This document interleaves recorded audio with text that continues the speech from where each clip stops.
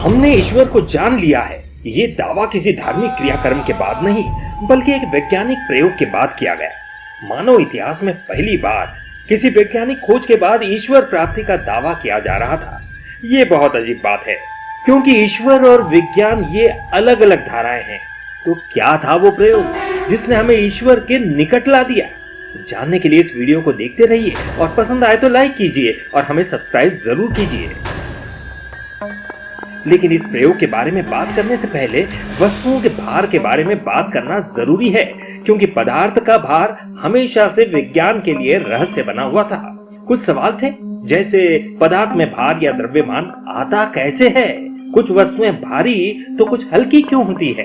हालांकि ये तो पता चल गया था कि पदार्थ अणु और परमाणुओं से बना है। इसे पदार्थ की अंतिम इकाई माना गया, लेकिन खोज जारी रही तो पाया गया कि परमाणु में भी सूक्ष्म कण मौजूद है, जैसे इलेक्ट्रॉन, प्रोटॉन और न्यूट्रॉन।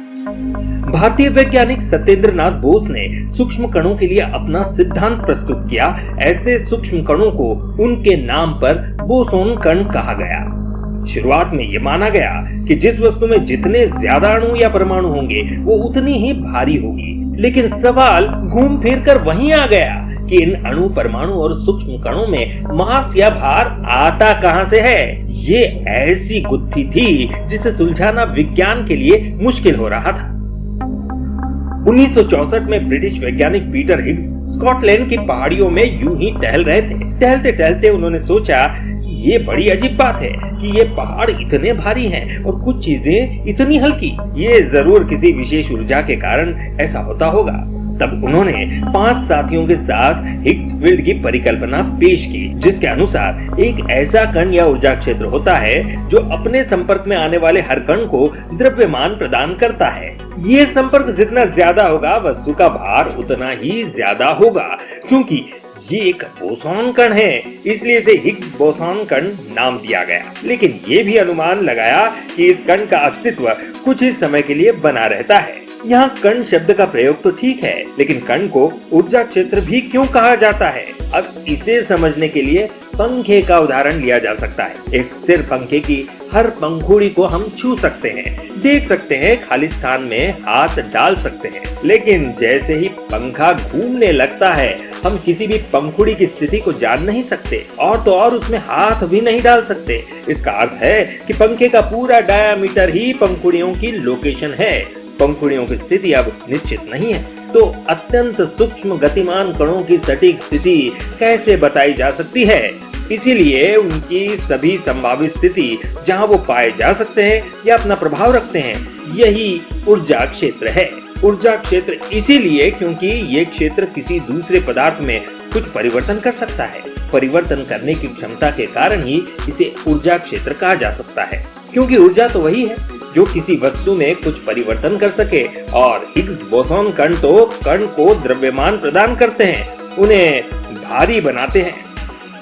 इसीलिए इसे हिग्स फील्ड कहा जाता है, जो पदार्थ को भार प्रदान करता है, और भार पाते ही गुरुत्वाकर्षण के कारण एक कण दूसरे कण को आकर्षित करने लगता है और ये कण मिलकर दूसरा नया पदार्थ बनाते हैं। इस तरह से सृष्टि में नए नए कण और पदार्थ बनते जाते हैं, लेकिन ये बस कल्पना मात्र थी। अब 1970 में फिजिक्स का स्टैंडर्ड मॉडल पेश किया गया, जिसमें कुल 12 कणों को पदार्थ की उत्पत्ति का आधार माना गया। इनमें से 11 कणों की खोज की जा चुकी थी, लेकिन इस 12वें बोसॉन कण, जिसे हिग्स बोसॉन कण कहा जाता था, इसे खोजा जाना बाकी था।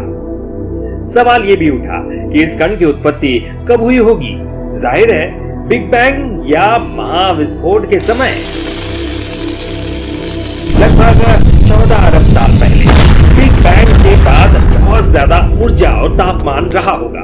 इस विस्फोट के बाद कई सूक्ष्म कण पैदा हुए, लेकिन उनमें द्रव्यमान नहीं होने के कारण वो प्रकाश की गति से ऐसे ही भटक रहे थे।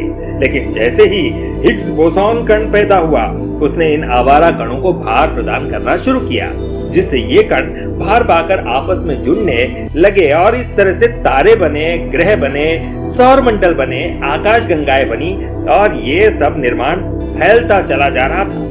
ब्रह्मांड का विस्तार हो रहा था। और जैसे जैसे तापमान कम होता गया, लावा ठंडा होता गया और नई नई सृष्टि होने लगी। पानी, गैस और कई तत्व अस्तित्व में आने लगे। इसके बाद जीवन शक्ति जैसे वनस्पति और जीव की उत्पत्ति होने लगी। हमारी पृथ्वी का आंतरिक हिस्सा अभी भी गर्म है और ये धीरे धीरे ठंडा हो रहा है। ब्रह्मांड इस तरह से बना और अभी भी ये फैल रहा है। इस घटना को 14 अरब साल हो चुके हैं। एक बिंदु से ब्रह्मांड का फैलना शुरू हुआ और ये विस्तार अभी भी जारी है और ब्रह्मांड का ये फैलाव कब तक जारी रहेगा कोई नहीं जानता। इसका अर्थ साफ था, हिग्स बोसॉन कण को यदि खोजना है तो इसके लिए बिग बैंग जैसी परिस्थिति पैदा करनी होगी, क्योंकि यह कण उसी समय अस्तित्व में आया था। ये जानकर वैज्ञानिकों के होश उड़ गए। साथ ही ऐसे कण को ढूंढना जिसका अस्तित्व सेकंड के कुछ हिस्से तक ही रहता है, इसे असंभव ही माना गया। लेकिन वैज्ञानिक भी हार नहीं मान रहे थे। उन्होंने सोचा कि बिग बैंग को तो पैदा नहीं किया जा सकता, लेकिन उसके जैसी परिस्थिति का निर्माण तो किया ही जा सकता है, यानी बिग बैंग का छोटा सा मॉडल तो बनाया ही जा सकता है। अब समस्या ये थी कि इतनी ऊर्जा पैदा कैसे की जाए। तो इसके लिए उन्होंने विपरीत दिशा से प्रोटॉन्स की टक्कर कराने का फैसला किया, क्योंकि प्रोटॉन सबसे भारी कण होता है और इसकी गति लगभग प्रकाश की गति के बराबर होती है। विपरीत दिशा से गति करने वाले प्रोटॉन्स की आपसी टक्कर से अनुमान लगाया गया कि महाविस्फोट जैसा माहौल बन सकता है। हालांकि ये टक्कर एक निश्चित स्थान पर ही होनी चाहिए ताकि उससे उत्पन्न परिस्थितियों की जांच हो सके और ऐसे डिटेक्टर बनाए जाएं जो किसी नए कण की उत्पत्ति को डिटेक्ट कर सके, तो बात बन सकती है। इसके लिए एक महामशीन की जरूरत होगी। आगे जाकर इस मशीन को नाम दिया गया लार्जर हाइड्रोजन कोलाइडर। आखिरकार 1996 में इस प्रोजेक्ट को मंजूरी दी गई और 1998 में इस मशीन का निर्माण शुरू हुआ। इस प्रोजेक्ट का मुख्यालय जिनेवा में रखा गया। इस महाकार्य में 111 देश शामिल हुए।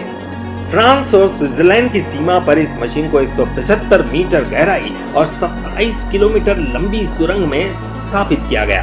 साथ ही जमीन पर 4 और प्रयोगशालाएं बनाई गई। इस प्रोजेक्ट पर 10 अरब डॉलर खर्च हुआ और 8000 वैज्ञानिकों की कड़ी मेहनत से 2008 में ये महामशीन तैयार हुई। इसमें लगभग 3000 मैग्नेट्स थी जिन्हें 70 डिग्री सेल्सियस पर रखा गया था। ये दुनिया का विशालतम कूलिंग सिस्टम भी था। लगभग 1 लाख कंप्यूटर आपस में जोड़े गए। कई सारे रिएक्टर्स इस मशीन में काम कर रहे थे। वो स्थान जहां प्रोटॉन्स की टक्कर होनी थी, उस रिंग में कई डिटेक्टर्स स्थापित किए गए। ये मानव द्वारा बनाई गई अब तक की सबसे विशाल संरचना थी। ये सभी प्रकार की इंजीनियरिंग का बेजोड़ नमूना था। इस प्रयोग की जानकारी जैसे जैसे आम जनता को लगी, कई तरह की अफवाहें फैलने लगी। लोग डरने लगे। कुछ लोगों को लगा कि कहीं महाविस्फोट अनियंत्रित श्रृंखला की तरह न हो जाए, और कुछ ने तो घोषणा तक कर दी कि इस प्रयोग के बाद दुनिया ही खत्म हो जाएगी। आखिरकार डरे सहमे माहौल में सन 2009 में इस प्रयोग की शुरुआत हुई। इस प्रयोग में भूमिगत मशीन के दोनों सिरों से प्रोटॉन छोड़े गए जो निर्धारित स्थान पर आपस में टकराए। 1 सेकंड में लगभग 4 करोड़ बार प्रोटॉन्स की टक्कर हुई। इससे लगभग 10 खरब डिग्री सेल्सियस तापमान पैदा हुआ, जो सूर्य के कोर के तापमान से भी लाखों गुना ज्यादा था। इससे वैज्ञानिक उसी परिस्थिति का निर्माण करने में सफल हुए जो 14 अरब साल पहले बिग बैंग के समय पैदा हुई थी। और इन टक्करों के बाद मशीन में लगे डिटेक्टर ने एक बिल्कुल नए कण की उत्पत्ति का सबूत दिया। कणों का सबूत प्रकाश पुंजों के रूप में मिला।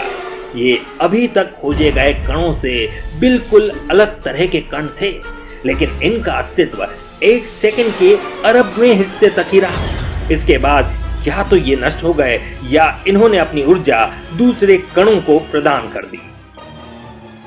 आखिरकार 4 जुलाई 2012 को इस प्रयोग के परिणाम घोषित किए गए। खचाखच भरे हॉल में यह घोषणा की गई कि हिग्स बोसॉन कण खोज लिया गया है 48 साल के लंबे इंतजार के बाद पीटर हिग्स के लिए इससे बड़ा दिन नहीं हो सकता था। वो उन बहुत कम खुशकिस्मतों में से एक थे जिनके जीते जी उनके सिद्धांत को मान्यता मिली। हजारों वैज्ञानिकों की मेहनत, अरबों डॉलर का खर्च, एक बहुत जटिल इंजीनियरिंग, 10 वर्षों के संयम का नतीजा था। एक ऐसे कण की खोज जिसका कार्य इतना महान था कि उसे ईश्वरीय कण तक कहा गया। अब एक नया सवाल, आखिर क्यों हिग्स बोसॉन कण को गॉड पार्टिकल या ईश्वरीय कण कहा गया? वैसे तो इसके पीछे कई कहानियां हैं। एक किस्सा ऐसा है कि पीटर हिग्स के इस सिद्धांत का विरोध करने वाले नोबेल पुरस्कार प्राप्त वैज्ञानिक लियोन लेडरमैन ने इस थ्योरी को झुठलाते हुए एक किताब लिखी और इस किताब को नाम दिया द डम गॉड पार्टिकल और इसे प्रकाशक को छपने के लिए भेज दिया। प्रकाशक इस नाम को देखकर डर गया। ईश निंदा के आरोप और विवादों से बचने के लिए उसने डम नाम हटा दिया और नया नाम हो गया द गॉड पार्टिकल।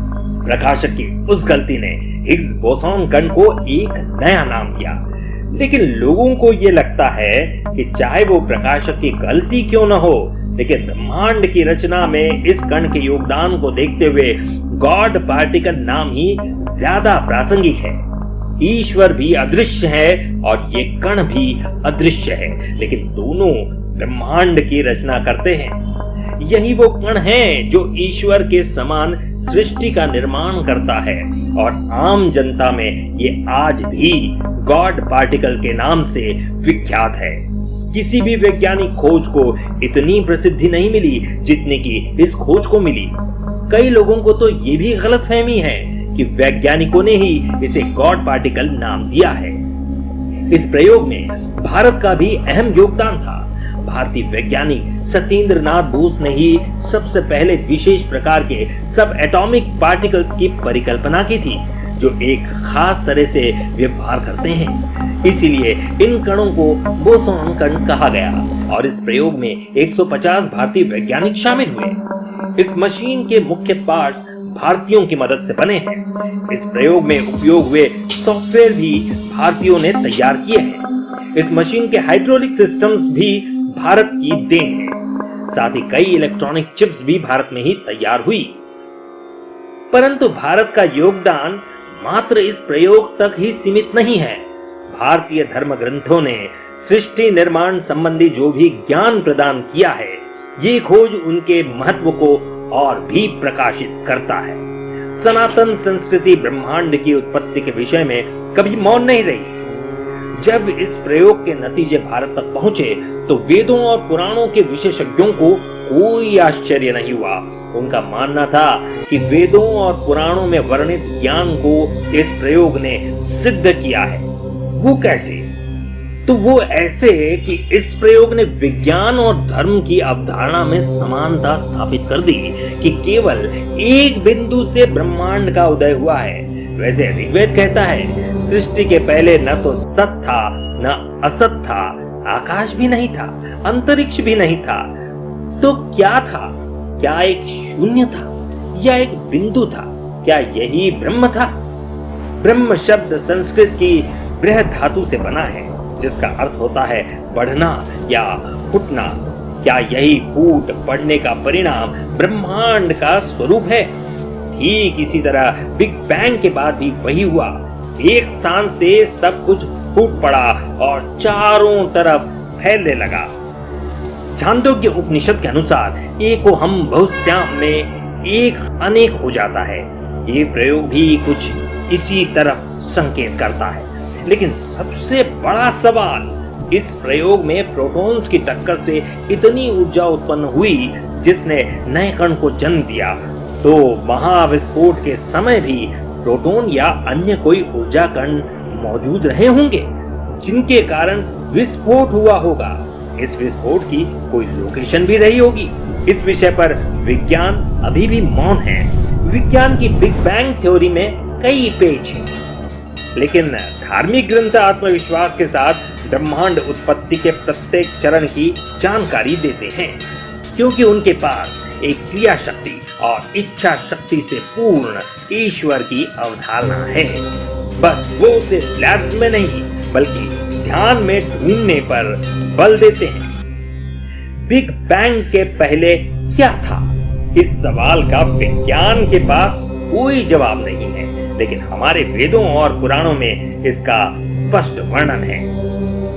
ऋग्वेद में इसका वर्णन इस तरह से किया गया है।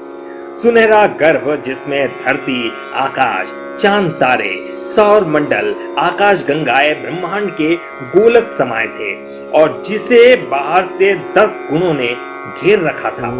एक दिन वायु ने इसे तोड़ दिया और इस तरह इसके टूटने से ब्रह्मांड का विस्तार होता चला गया। जबकि श्रीमद् भागवत के अनुसार ब्रह्मांड की उत्पत्ति एक प्रदीप्त अंडे से हुई। इसे हिरण्यगर्भ कहा जाता है। सृष्टि के पहले प्रकृति के तीनों गुण संतुलित अवस्था में थे। ईश्वर के कारण इनका संतुलन टूट गया और इस असंतुलन के कारण महत तत्व उत्पन्न हुआ और महत तत्व से 3 अहंकार और अनेक तत्व उत्पन्न हुए। ईश्वर की प्रेरणा से इन तत्वों ने इस प्रदीप्त अंडे का निर्माण किया। यही हिरण्यगर्भ है और ये 1000 साल तक कारणार्णव जल में पड़ा रहा। तब इसमें गर्भोदकशायी विष्णु ने प्रवेश किया जिससे विराट पुरुष की उत्पत्ति हुई। यही ब्रह्मांड का उत्पत्ति स्थल है। इसी हिरण्यगर्भ में सूर्य, पृथ्वी, अंतरिक्ष आदि सारी सृष्टि कारण रूप में समाई हुई थी और ईश्वर की प्रेरणा से यही एक बिंदु है जहां से ब्रह्मांड फूट पड़ा और फैलता चला गया। हिरण्यगर्भ का सिद्धांत काफी हद तक बिग बैंग सिद्धांत के करीब दिखता है, क्योंकि दोनों सिद्धांतों में एक ही बिंदु से ब्रह्मांड का निर्माण होने की समानता है। गजब की समानता है। हमारे धार्मिक दर्शन और आधुनिक विज्ञान में वाकई में हमारी संस्कृति हर सवाल का जवाब भी देती है और सवाल पूछने का अधिकार भी देती है, लेकिन फिर भी कई लोग इस पर हमला करते हैं। क्या इसकी वजह कहीं यही समानता तो नहीं? अब आप और हैरान हो जाएंगे ये जानकर कि भारतीय दर्शन और विज्ञान के बिग बैंग की घटना के समय में भी बहुत समानता है। अब वापस लौटते हैं सूक्ष्म कणों की दुनिया में।